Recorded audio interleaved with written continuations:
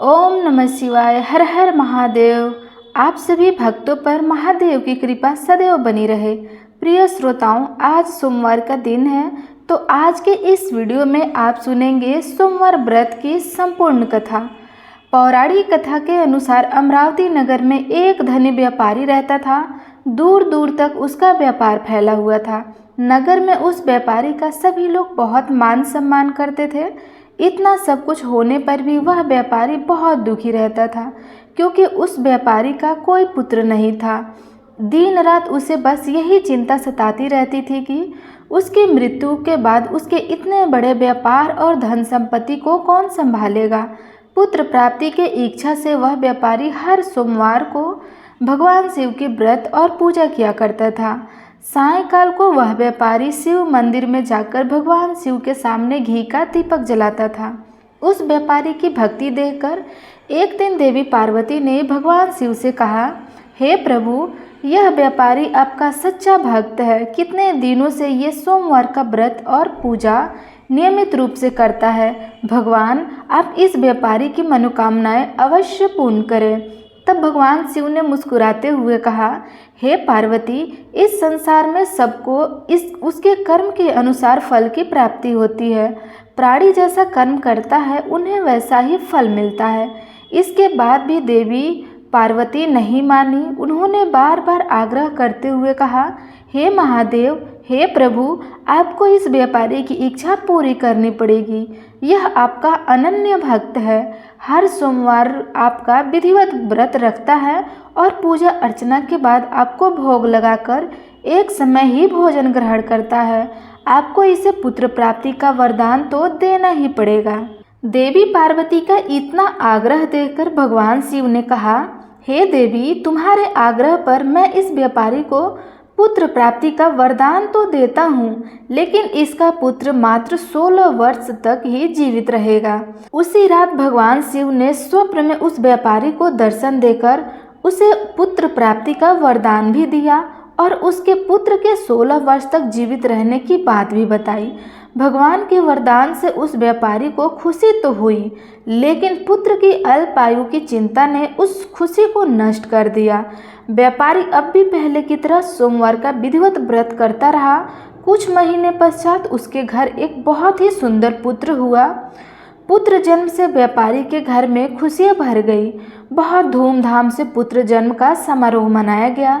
व्यापारी को पुत्र जन्म की अधिक खुशी नहीं हुई, क्योंकि उसे पुत्र की अल्पायु के रहस्य का पता था, लेकिन यह रहस्य घर में किसी और को मालूम नहीं था। विद्वान ब्राह्मणों ने उस पुत्र का नाम अमर रखा। जब अमर 12 वर्ष का हुआ तो शिक्षा के लिए उसे बनारस भेजने का निश्चय किया। व्यापारी ने अमर के मामा दीपचंद को बुलाया और कहा कि अमर को शिक्षा प्राप्त करने के लिए बनारस छोड़कर आओ। अमर अब अपने मामा के साथ शिक्षा प्राप्त करने के लिए चल दिया। रास्ते में जहाँ भी अमर और दीपचंद रात्रि में विश्राम करने के लिए ठहरते थे, वहीं यज्ञ करते और ब्राह्मणों को भोजन भी कराते थे। लंबी यात्रा के बाद अमर और दीपचंद एक नगर में पहुँचे। उस नगर के राजा की कन्या के विवाह की खुशी में पूरे नगर को सजाया गया था। निश्चित समय पर बारात आ गई, लेकिन वर का पिता अपने बेटे के आँख से काना होने के कारण बहुत चिंतित था। उसे इस बात का भय सता रहा था कि राजा को इस बात का पता चलेगा तो कहीं वह विवाह से इनकार न कर दे, इससे उसकी बदनामी होगी। वर के पिता ने अमर को देखा तो उसके मस्तिष्क में एक विचार आया। उसने सोचा, क्यों न इस लड़के को दूल्हा बनाकर राजकुमारी से विवाह करा दूं। विवाह के बाद इसको धन देकर विदा कर दूंगा और राजकुमारी को अपने नगर ले जाऊंगा। वर के पिता ने इस संबंध में अमर और दीपचंद से बात की। दीपचंद ने धन मिलने के लालच में वर के पिता की बात स्वीकार कर ली और अमर को दूल्हे के वस्त्र पहनाकर राजकुमारी चंद्रिका से विवाह करा दिया। राजा ने बहुत सारा धन देकर राजकुमारी को विदा किया। अमर जब घर लौट रहा था तो उसे छिपा नहीं गया और उसने राजकुमारी के पल्लू पर लिख दिया, राजकुमारी चंद्रिका, तुम्हारा विवाह तो मेरे साथ हुआ था। मैं तो बनारस में शिक्षा प्राप्त करने जा रहा हूँ। अब तुम्हें जिस नवयुवक की पत्नी बनना पड़ेगा वह काना है। जब राजकुमारी ने अपने दुपट्टे पर लिखा हुआ पढ़ा तो उसने काने लड़के के साथ जाने से इनकार कर दिया।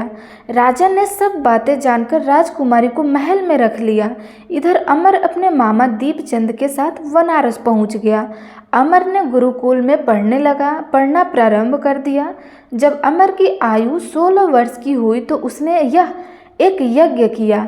यज्ञ की समाप्ति पर ब्राह्मणों को भोजन कराया और खूब अन्य वस्त्र दान किया। रात को अमर अपने शयन कक्ष में सो गया। शिव जी के वरदान के अनुसार शयनावस्था में ही अमर के प्राण पखेरु उड़ गए।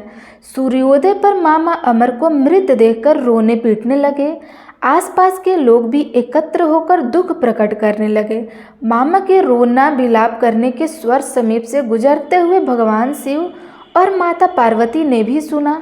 तब माता पार्वती ने भगवान से कहा, हे प्राणनाथ, मुझसे इसके रोने का स्वर सहन नहीं हो रहा। आप इस व्यक्ति को कष्ट को अवश्य दूर कीजिए। भगवान शिव ने देवी पार्वती के साथ अदृश्य रूप में अमर को देखा तो पार्वती जी से बोले, हे देवी, यह तो उसी व्यापारी का पुत्र है जिसे मैंने 16 वर्ष की आयु का वरदान दिया था। आज इसकी आयु तो पूरी हो गई। देवी पार्वती ने फिर भगवान शिव से निवेदन किया, हे प्राणनाथ, आप इस लड़के को जीवित कर दीजिए, नहीं तो इस लड़के के माता पिता पुत्र की मृत्यु के कारण रो रो कर अपने प्राण त्याग देंगे। इस लड़के का पिता तो आपका परम भक्त है, वर्षों से सोमवार का व्रत करते हुए आपको भोग लगा रहा है। माता पार्वती के बार बार आग्रह करने पर भगवान शिव ने उस लड़के को जीवित होने का वरदान दिया और कुछ ही क्षणों में वह जीवित होकर उठकर बैठ गया। फिर शिक्षा समाप्त करके अमर मामा के साथ अपने नगर की ओर चल दिया। दोनों चलते चलते उसी नगर में पहुँचे जहाँ अमर का विवाह हुआ था। उस नगर में भी अमर ने यज्ञ का आयोजन किया। समीप से गुजरते हुए नगर के राजा ने यज्ञ का आयोजन देखा। तब राजा ने अमर को तुरंत पहचान लिया। यज्ञ समाप्त होने पर राजा अमर और उसके मामा को महल में ले गया और कुछ दिन उन्हें महल में रखकर बहुत सारा धन वस्त्र देकर राजकुमारी के साथ विदा कर दिया। रास्ते में सुरक्षा के लिए राजा ने बहुत से सैनिकों को भी साथ भेजा। दीपचंद ने नगर में पहुंचते ही एक दूत को घर भेजकर अपने आने की सूचना भेजी। अपने बेटे अमर के जीवित वापस लौटने की सूचना से व्यापारी बहुत प्रसन्न हुए। व्यापारी ने अपने पत्नी के साथ स्वयं को एक कमरे में बंद कर रखा था। भूखे प्यासे रहकर व्यापारी और उसकी पत्नी बेटे की प्रतीक्षा कर रहे थे। उन्होंने प्रतिज्ञा कर ली थी कि यदि उन्हें अपने बेटे की मृत्यु का समाचार मिला तो वे दोनों ही अपने प्राण त्याग देंगे। व्यापारी अपनी पत्नी और मित्रों के साथ नगर के द्वार पर पहुंच गया। अपने बेटे के विवाह का समाचार सुनकर पुत्रवधू राजकुमारी चंद्रिका को देखकर उसकी खुशी का ठिकाना नहीं रहा। उसी रात भगवान शिव ने व्यापारी के स्वप्न में आकर कहा, हे श्रेष्ठी, मैंने तेरे सोमवार के व्रत करने और व्रत कथा सुनने से प्रसन्न होकर तेरे पुत्र को लंबी आयु प्रदान की है। यह सुनकर व्यापारी बहुत प्रसन्न हुआ। सोमवार का व्रत करने से व्यापारी के घर में खुशियाँ आई। शास्त्रों में लिखा है कि जो स्त्री पुरुष सोमवार का विधिवत व्रत करते हैं और कथा सुनते हैं, उनकी सभी इच्छाएं महादेव की कृपा से पूरी हो जाती है। ये रहा सोमवार का व्रत कथा। अब सुनिए भगवान शिव और माता पार्वती के बीच में हुए संवाद की एक अद्भुत कथा। एक बार भगवान शंकर और माता पार्वती जी साथ साथ पदयात्रा पर संसार के भ्रमण के लिए निकले। संसार में अनेक स्थानों पर घूमने के बाद एक बार देवी पार्वती जी थक गई और उन्होंने भगवान शिव से थोड़ी देर विश्राम करने के लिए कहा। तब भगवान शिव ने विश्राम करने के लिए हामी भर दी और फिर वे दोनों एक बड़े से पीपल के पेड़ के नीचे छांव में बैठ गए। थोड़ी ही देर बाद भगवान शिव अपनी करवट बदल कर लेट गए, लेकिन माता पार्वती की नज़रें उन चींटियों की कतार पर टिकी हुई थी जो एक जगह से दूसरी जगह पर रंगती हुई जा रही थी। चींटियों के बीच में रास्ते में पड़ा था एक रेंगने वाला कीड़ा जिसे वे चींटियां लगातार चलते हुए काट रही थी।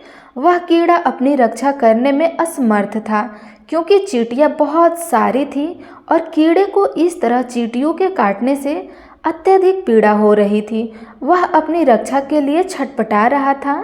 माता पार्वती जी यह दृश्य देखकर दुखी होने लगी। माता कैसे न कैसे करके उस कीड़े की पीड़ा मिटाना चाहती थी, लेकिन खुद करने में असमर्थ थी। तो माता ने कीड़ों को इस समस्या से मुक्ति दिलाने के लिए भगवान शिव से प्रार्थना की। भगवान शिव ने जब खड़े होकर उस कीड़े को देखा तो उन्होंने देवी पार्वती को समझाया कि आप इस पर ध्यान मत दो, यह किसी पीड़ा में नहीं है बल्कि अपने कर्मों का ही फल भोग रहा है। लेकिन माता पार्वती अपने कोमल हृदय से इस कठोर और पीड़ा दर्द दृश्य को देखकर बहुत दुखी थी। उन्होंने फिर से भगवान शिव से उस कीड़े की पीड़ा को मिटाने के लिए लगातार प्रार्थना की, लेकिन भगवान शिव भी उन्हें यही समझाते रहे कि इस पर ध्यान मत दो, क्योंकि यह तो अपने कर्मों का फल भोग रहा है और सभी को एक न एक दिन अपने कर्मों का फल भोगना ही होता है। भगवान शिव ने इस समस्या से मुक्ति दिलाने के लिए माता पार्वती जी से वहाँ से कहीं दूर स्थान पर चलने के लिए कहा, ताकि उनका ध्यान वहाँ से हट सके। लेकिन माता पार्वती जी ने भी हट पकड़ रखी थी। वह कहने लगी, प्रभु, जब तक इस कीड़े की पीड़ा नहीं मिटेगी मैं यहाँ से कहीं नहीं जाऊँगी। अब भगवान शिव को देवी पार्वती जी की हट के आगे मजबूर होकर उस कीड़े की पीड़ा मिटानी पड़ी। भगवान शिव बोले, देवी, ठीक है, मैं इसका कष्ट दूर कर रहा हूँ, लेकिन अगर बाद में यह कुछ गड़बड़ करे तो तुम मुझे दोष मत देना। भोलेनाथ की बात सुनकर देवी पार्वती जी कहने लगी, ठीक है प्रभु, पहले आप इसका कष्ट तो मिटाइए। फिर भगवान शिव ने अपनी शक्तियों से उस कीड़ों की राजा चींटियों को उसकी प्रजा और उनके लिए बहुत ही सुंदर नगरी बना दी, जिसमें राजा का आलीशान महल था। अब यहाँ से उस राजा की वास्तविकता शुरू होती है, जिस कारण उसे एक कीड़े के रूप में पीड़ा मिल रही थी। अब जब सब कुछ बनकर तैयार हो गया, तब भगवान शिव ने राजा से, जो पहले जन्म में कीड़ा था, उससे कहा कि भाई, अब तू अपना राजपाट संभाल, हम यहाँ से चलते हैं। लेकिन राजा अपने व्यवहार से बड़ा ही घमंडी था और वह चरित्रहीन भी था। उसने माता पार्वती जी की ही सुंदरता पर मोहित होकर उनका ही हाथ पकड़ लिया और भगवान शिव का यह कहकर अपमान किया कि तू एक योगी, वन वन भटकने वाला, एक साधारण सा ब्राह्मण, भला तेरे साथ यह सुंदर स्त्री कैसे रह सकती है? अरे, इसकी जगह तो मेरे महल में है, जिसे मैं अपनी रानी बनाऊंगा। इतनी सुंदर स्त्री एक राजा की रानी ही बन सकती है ना, कि एक साधारण से योगी की, जिसे ना अपने आज का पता है ना कल। आप अपने कल का अब मेरी बात सुनो और यहाँ से चुपचाप चला जा, यह तो मेरी रानी बनेगी। तब भगवान शिव ने उस राजा को, जो अपने पूर्व जन्म में कीड़ा था, समझाने की बहुत कोशिश की। भगवान बोले, यह मेरी पत्नी है, तू अपना राजपाट संभाल, तुझे तो हजारों रूपमती मिल जाएंगी। भगवान शिव ने उसे समझाने का बहुत प्रयास किया, लेकिन वह राजा था कि अपनी ही जीत पर अड़ा रहा। तब भगवान शिव कहने लगे, ठीक है राजा, तुम इसे अपनी रानी बना लो, मैं चला जाता हूँ। भगवान की यह बात सुनते ही माता पार्वती भगवान शिव के चरणों में गिर पड़ी और बोली, हे स्वामी, आप मुझे इस दुविधा में छोड़कर अकेले कैसे जा सकते हैं? तब भगवान शिव बोले, देवी, मैंने तो तुमसे पहले ही कहा था कि मैं इसका कष्ट मिटा दूंगा, लेकिन बाद में अगर यह कुछ गड़बड़ करता है तो तुम मुझे इसका दोष मत देना। माता पार्वती जी बोली, हे नाथ, मुझे क्षमा कीजिए, मैं कर्म सिद्धांत को नहीं पहचान सकी, लेकिन अब मैं समझ गई हूँ कि यह घमंडी और चरित्रहीन मानव अपने पिछले जन्म के कर्मों का ही फल भोग रहा था। इस क्रूर मानव ने अवश्य ही अपने जीवन में अनंत पाप किए होंगे, जिसका दंड इसे आज इस कीड़े के रूप में भुगतना पड़ रहा है। अब भगवान शिव प्रसन्न हुए कि चाहे देवी पार्वती ने हट करके ही इसका कष्ट मिटाना चाहा, परंतु अब वह कर्म सिद्धांत को समझ चुकी थी। फिर भगवान शिव ने अपनी शक्तियों से सारी परिस्थितियां पहले जैसी ही कर दी। राजा को वही पहले की तरह कीड़ा और प्रजा को पहले की तरह चींटियां बनाकर उसके कर्म सिद्धांत को उसके हाल पर छोड़ दिया। अब माता पार्वती जी भी प्रसन्न होकर भगवान शिव के साथ अपने भ्रमण पर पुनः निकल पड़ी। इसी तरह प्राणियों को अपने अच्छे और बुरे कर्मों का फल तो भोगना ही पड़ता है, आज नहीं तो कल, कल नहीं तो परसों, और इस जन्म में नहीं तो अगले जन्म में फल तो भोगना ही पड़ता है। प्रिय श्रोताओं, अब आपको सुनाते हैं नवग्रहों की कथा। ज्योतिष शास्त्र में नवग्रहों को बहुत ही महत्वपूर्ण माना जाता है, क्योंकि इन्हीं ग्रहों की चाल के कारण सभी राशियों के जीवन पर सकारात्मक या नकारात्मक प्रभाव पड़ते हैं। लेकिन कथा सुनने से पहले आपको नवग्रहों के माता पिता के बारे में भी बताते हैं कि इन सभी नवग्रहों के माता पिता कौन हैं। ज्योतिषी विज्ञान में ग्रह और उनकी दशा का विशेष महत्व है। यह सभी नवग्रह किसी क्षेत्र जैसे शिक्षा, ज्ञान, धन, लाभ, हानि इनका प्रतिनिधित्व करते हैं। सबसे पहले ग्रह की बात करते हैं। सूर्यदेव के पिता का नाम कश्यप है और इनकी माता अदिति है। पंचदेवताओं में सूर्यदेव का विशेष महत्व है।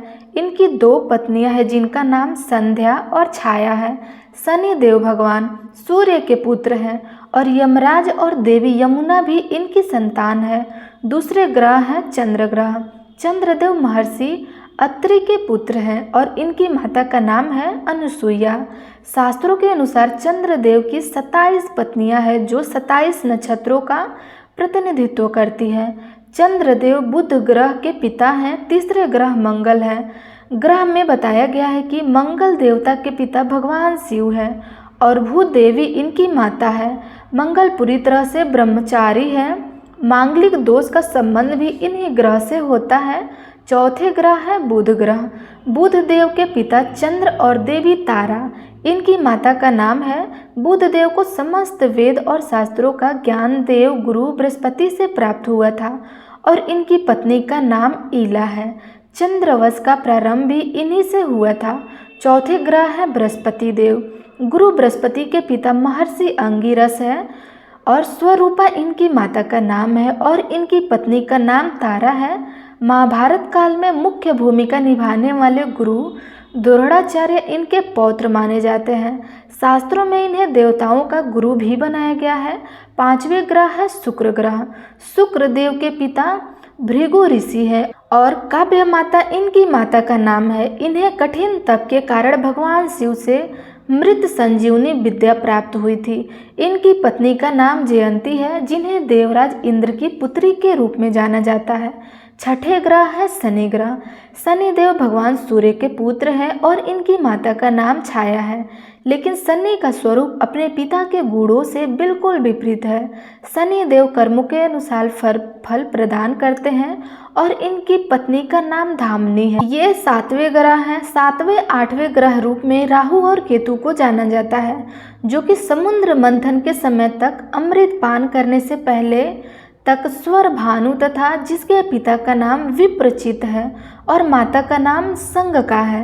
राहु की 2 पत्नियां हैं जिनका नाम नगवली और नागकड़ी है। इनका वाहन काले अश्व वाला रथ है। वही स्वर भानु दैत्य के धड़ से केतु उत्पन्न हुए थे, जिनका वाहन चील है। यह तो था सभी नवग्रहों का परिचय। अब सुनिए नवग्रहों की कहानी। एक बार की बात है, किसी गांव में एक भाई बहन रहते थे। बहन का विवाह हो चुका था, तो एक दिन भाई अपनी बहन से मिलने के लिए उसकी ससुराल जा चुका था। रास्ते में भाई को एक सांप मिला और कहने लगा, मैं तुझे डस लूँगा।